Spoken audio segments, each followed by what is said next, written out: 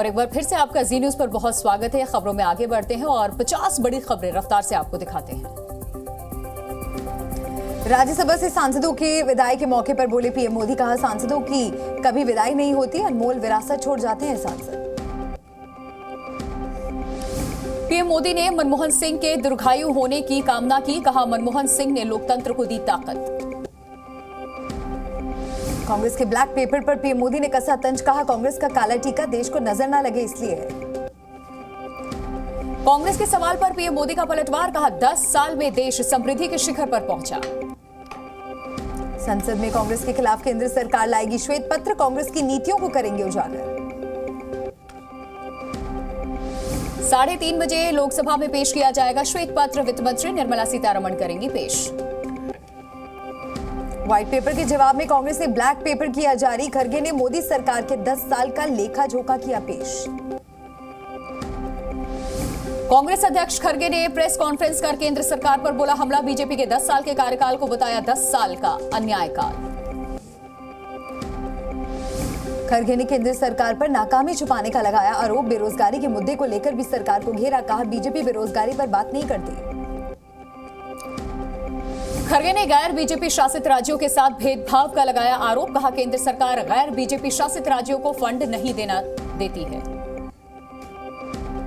PM Modi पर लगातार हमलावर दिखे खरगे, कहा नेहरू के कार्यकाल से पीएम करते हैं तुलना, पीएम आज का हाल नहीं बताते।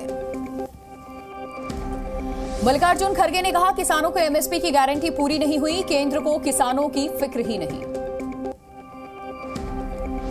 खरगे ने नरेंद्र मोदी के सीएम कार्यकाल को लेकर घेरा, कहा जब सीएम थे तो लोगों को भड़काया, दंगे करवाए।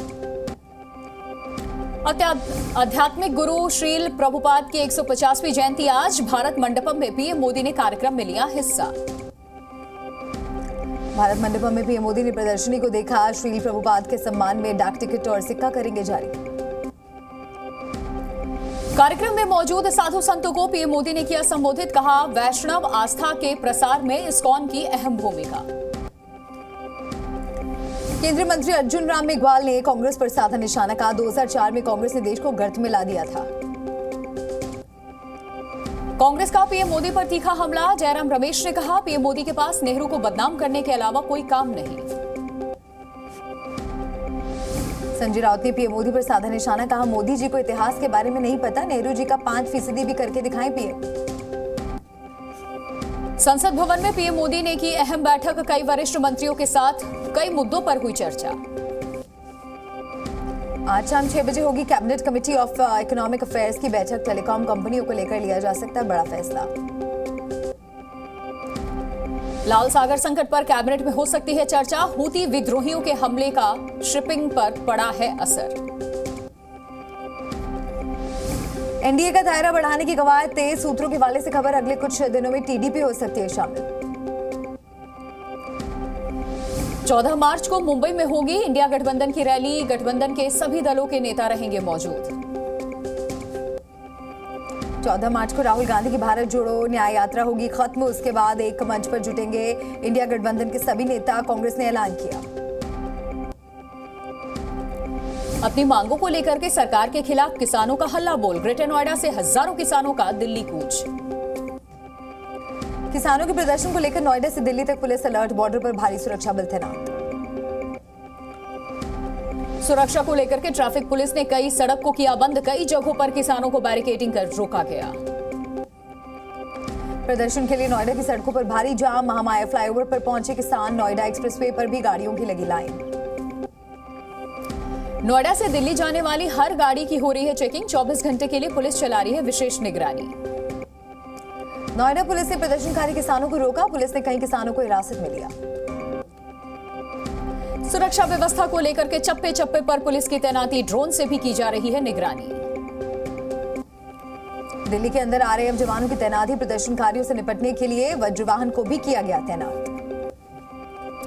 प्रदर्शन को देखते हुए नोएडा में धारा 144 लागू, एक्सप्रेसवे पर ट्रैक्टर मार्च को लेकर के रूट डायवर्ट। नोएडा के 81 गांवों के किसान कई महीनों से कर रहे हैं प्रदर्शन, चिल्ला बॉर्डर के रास्ते किसानों का दिल्ली कूच। नोएडा किसान प्रोटेस्ट पर दिल्ली पुलिस का बयान, कहा प्रदर्शनकारियों को दिल्ली की सीमा में आने की इजाजत ही नहीं। किसानों के प्रदर्शन को लेकर ट्रैफिक पुलिस भी अलर्ट, लोगों के लिए ट्रैफिक एडवाइजरी जारी। दिल्ली में केरल सरकार ने केंद्र सरकार के खिलाफ किया विरोध प्रदर्शन, सीएम पिनराई विजयन भी विरोध प्रदर्शन में हुए शामिल। केरल सरकार के प्रदर्शन में शामिल हुए दिल्ली के मुख्यमंत्री अरविंद केजरीवाल, केंद्र सरकार पर लगाया केरल के साथ ज्यादती करने का आरोप। जंतर मंतर से सीएम केजरीवाल ने पीएम मोदी पर बोला हमला, कहा केंद्र राज्य सरकार को काम करने नहीं दे रही। संसद में काले कपड़े पहनकर आए तमिलनाडु के डीएमके और कांग्रेस सांसद, केंद्र के खिलाफ तमिलनाडु सांसदों का प्रदर्शन। आरबीआई ने पेश किया मौद्रिक नीति का समीक्षा रिपोर्ट, रेपो रेट में नहीं हुआ कोई बदलाव, रेपो रेट 6.5% पर बरकरार। हैदराबाद में माओवादियों के समर्थकों पर एनआईए की कार्रवाई, कवि वरवरा राव के दामाद के घर पर छापेमारी, माओवादी समूहों के साथ संबंध रखने का आरोप। पूर्व सीएम हेमंत सोरेन के घर से बरामद कार पर बड़ा खुलासा, सोरेन के घर से मिली कार कांग्रेस के राज्यसभा सांसद धीरज साहू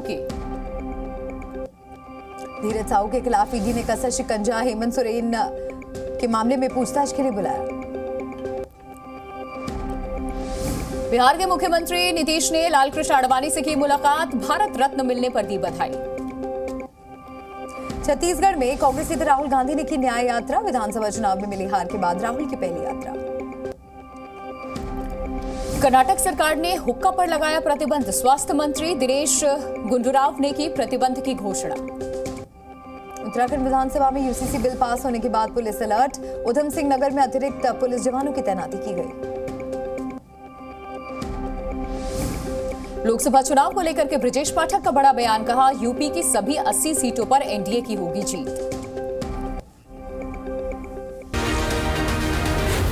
जी न्यूज़।